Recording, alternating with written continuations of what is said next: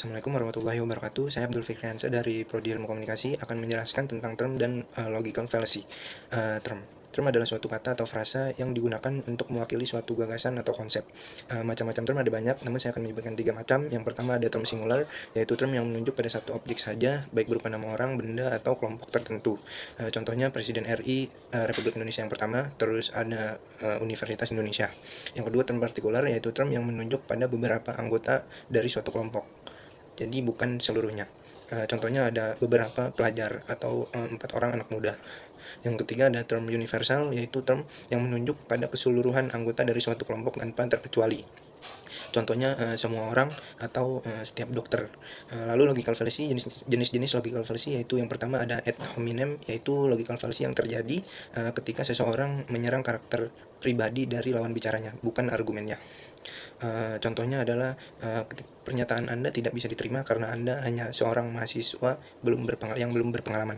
Yang kedua itu ada strawman.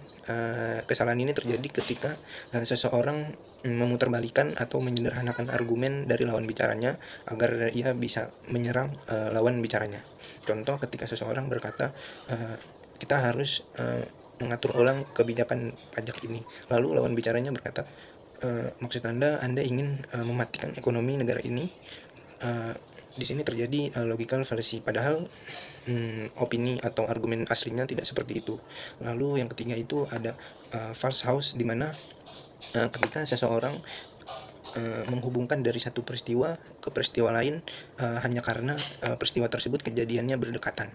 Contohnya ketika tim saya memakai baju biru pada saat bermain sepak bola, tim saya menang, maka dari itu baju biru membawa keberuntungan. Padahal tidak ada sebab akibat dari dua peristiwa tersebut. Yang selanjutnya cara menghindari logical fallacy tersebut.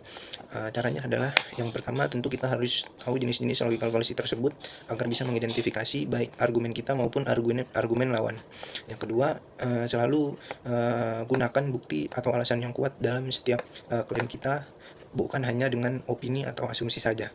Yang ketiga itu jangan terlalu memakai emosi dalam berargumen, hanya gunakan logika dan fakta saja. Yang terakhir itu kita juga harus berpikir kritis, skeptis, dan berpandangan terbuka baik dalam setiap sudut pandang dalam mengambil kesimpulan. Sekian, wassalamualaikum warahmatullahi wabarakatuh.